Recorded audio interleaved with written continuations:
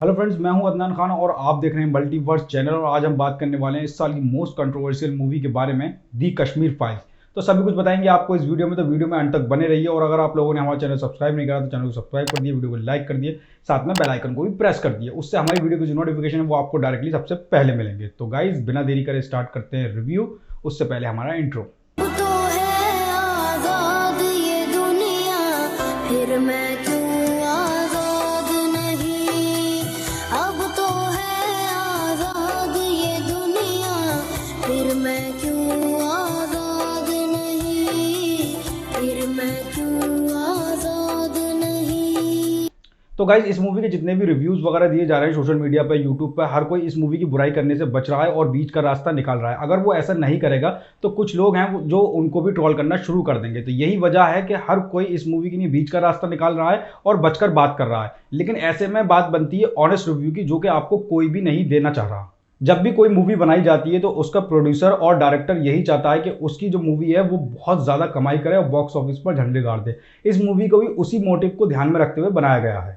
Film के director की क्या सोच है, उनका क्या पॉइंट ऑफ व्यू है, ये मूवी देखने के बाद आपको डेफिनेटली पता लग जाएगा। अगर थोड़ा सा भी मिस हो जाता है कुछ ना कुछ तो मैं यहाँ अवेलेबल हूँ, पूरा रिव्यू देखिए, आपको सब कुछ पता लगेगा। सबसे पहले आते हैं इस मूवी की कहानी पे। तो कहानी पूरी तरीके से कश्मीरी पंडितों पर फोकस करती है। कश्मीरी पंडितों का कुछ ऐसा पास जिसके बारे में न्यू जनरेशन नहीं जानती है, जिसमें शामिल कृष्णा भी है, क्योंकि वो बाकी यूथ की तरह बहुत ज्यादा कंफ्यूज्ड है और वो डिसाइड नहीं कर पाता कि वो लेफ्ट साइड को चुने या राइट साइड को चुने। उसके बाद कृष्णा निकलता है अपनी दादाजी की कुछ आखिरी ख्वाहिशों को पूरा करने के लिए कश्मीर। उस बीच उसकी मुलाकात होती है अपने ग्रैंडफादर के कुछ पुराने दोस्तों से, जिनके सीने में कश्मीर के राज दफन हैं। वो सारे राज कृष्णा को बताए जाते हैं या नहीं बताए जाते, और कृष्णा किस साइड पर अपना स्टैंड लेता है, ये सारी डिटेल हमें ये फिल्म देती है, जो कि पूरे 2 घंटे 40 मिनट की है। फिल्म अपनी ब्रूटिलिटी के हिसाब से एडल्ट है। इसके लिए मेरी राय आपके लिए मस्ट वॉच की रहेगी अगर आप कश्मीरी पंडितों का पास नहीं जानते हैं, और अगर आपको ऑनेस्टली सब कुछ पता है कश्मीरी पंडितों के बारे में कि उनके साथ क्या हुआ था, तो आपको इस फिल्म पर अपना टाइम बिल्कुल भी वेस्ट नहीं करना चाहिए। अगर आप सब कुछ जानते हैं कि 90s के दौर में कश्मीरी पंडितों के साथ क्या हुआ था एग्जैक्टली, तो ये फिल्म आपको बहुत ही ज्यादा डिसअपॉइंट करेगी। 90s के वो सारे मोमेंट जो कि हमें फिल्म में दिखाए गए हैं, जिन पर फोकस टुकड़ों में किया गया है क्योंकि उसे देखकर लोग ट्रिगर हों, और ऑब्वियसली उसमें डिटेलिंग की बहुत ही ज्यादा जरूरत थी। इस फिल्म से बहुत ही ज्यादा उम्मीद थी कि ऑनेस्टी के नाम पर उसमें सारी डिटेलिंग दी जाएगी। कुछ लोग इसको मास्टरपीस कह रहे हैं कि ऑस्कर डिजर्व करती है, लेकिन मेरी नजर में तो ये मास्टरपीस बिल्कुल भी नहीं है। बस इसे चिल्ला चिल्लाकर मास्टरपीस कहा जा रहा है, क्योंकि प्रेजेंटेशन के मामले में ये फिल्म बहुत ही ज्यादा मार खाती है। कश्मीर में बेशक कश्मीरी पंडितों की तादाद बहुत कम थी, लेकिन उनकी नॉलेज और उनका स्टैंड काफी ज्यादा अच्छा था, जिनका सरहद पार से ट्रेनिंग लेकर आए जिहादी कम मिलिटेंट्स ने फायदा उठाया था। अब मैंने जिहादी और मिलिटेंट्स क्यों कहा, क्योंकि आजकल के लोग उन लोगों को सबको जिहादी बुलाते हैं, लेकिन इस्लाम में जिहादी जो वर्ड है वो आतंकवादी की सोच से बहुत ही ज़्यादा डिफरेंट है। आजकल की जनरेशन की सोच में, उनके दिमाग में इस वर्ड का बिल्कुल ही अलग मीनिंग डाल दिया गया है। इसका टेररिस्ट और इंडियन मीडिया ने आप लोगों के सामने मजाक बनाकर प्रेजेंट किया है। आज की डेट में उन सब लोगों को लोग जिहादी के नाम से जानते हैं, और आजकल तो हालात ये हैं कि लोग जिहाद के नाम से डरने लगे हैं। लेकिन वो सब जिहादी नहीं थे और ना ही जिहादी हैं, वो सब सारे मिलिटेंट्स हैं और आतंकवादी हैं। 90s के दौर में जो पॉलिटिक्स में उछाल आया था, उसी को लेकर डायरेक्टर की सोच उस टाइम के पॉलिटिशियन का दोगलापन आप लोगों के सामने रखती है।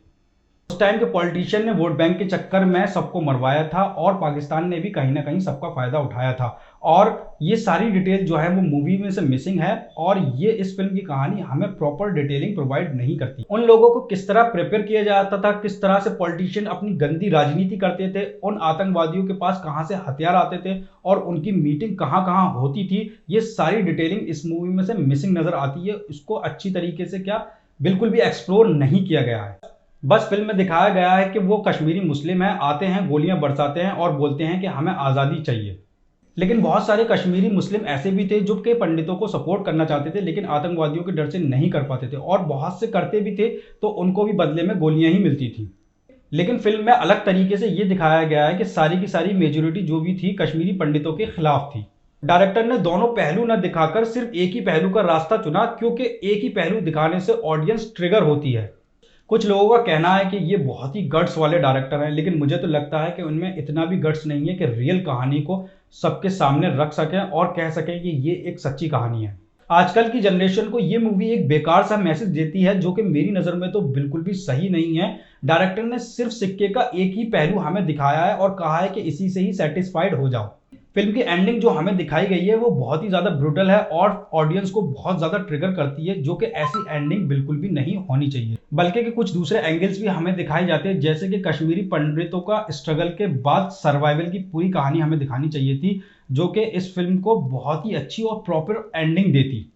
अब आते हैं सभी कैरेक्टर के परफॉर्मेंस पर। तो यहाँ पर सबसे पहले नाम निकल के आएगा पल्लवी जोशी का, जिनका परफॉर्मेंस मुझे सबसे ज्यादा पसंद आया। उसके बाद नाम निकल के आता है कृष्णा की माँ का। उन्होंने अपने कैरेक्टर को किया नहीं है, जिया है पर्दे पर। उसके बाद मैं नाम लेना चाहूंगा हमारे अनुपम खेर का। उनका जो परफॉर्मेंस है वो काफ़ी ज़्यादा अच्छा है, लेकिन जो उनके और उनके पोते के बीच में डिस्कशन होता है उसमें थोड़ी सी उनकी ओवर एक्टिंग नज़र आती है, लेकिन वो बहुत ही मंजे हुए एक्टर हैं। उनका परफॉर्मेंस पर्दे पर बहुत ही शानदार है। बाकी अदर कास्टिंग का भी काम अच्छा है। बात करें फिल्म के डायरेक्शन की, तो जन्नत कश्मीर के साथ साथ उसका डर भी दिखाने में कामयाब रहे हैं, तो उनका डायरेक्शन अच्छा है। बात करें फिल्म के बीजीएम की, तो वो भी अच्छा है, हर सीन को सूट करता है। उसके अलावा बात करें सिनेमेटोग्राफी की, तो वो भी ठीक ठाक है, इतनी ज़्यादा खास भी नहीं। अब फाइनली बात करते हैं मेरी कि मुझे ये मूवी कैसी लगी। तो गाइज, ये मूवी अपनी तीनों टाइमलाइन में बहुत ही ज़्यादा कंफ्यूज थी। 90s के दौर की जो कहानी हमें दिखानी चाहिए थी वो पूरी तरीके से मूवी में से मिसिंग है। सिर्फ इस मूवी के जो डायरेक्टर हैं वो आज की जनरेशन, आज के यूथ को लेक्चर देना चाहते थे। मेरी रेटिंग रहेगी इस मूवी की है 10 आउट ऑफ 6.5 स्टार। गाइज, अगर आप लोगों को मेरा रिव्यू ज़रा ही पसंद आया और अगर आप लोग मेरे रिव्यू से सेटिस्फाइड हैं तो कमेंट सेक्शन में ज़रूर बताएं। मैं हूं अदनान खान, आप देख रहे हैं स्मार्ट मूवीज वॉक चैनल। मिलते हैं हमारी नेक्स्ट वीडियो में, तब तक के लिए कीप वॉचिंग।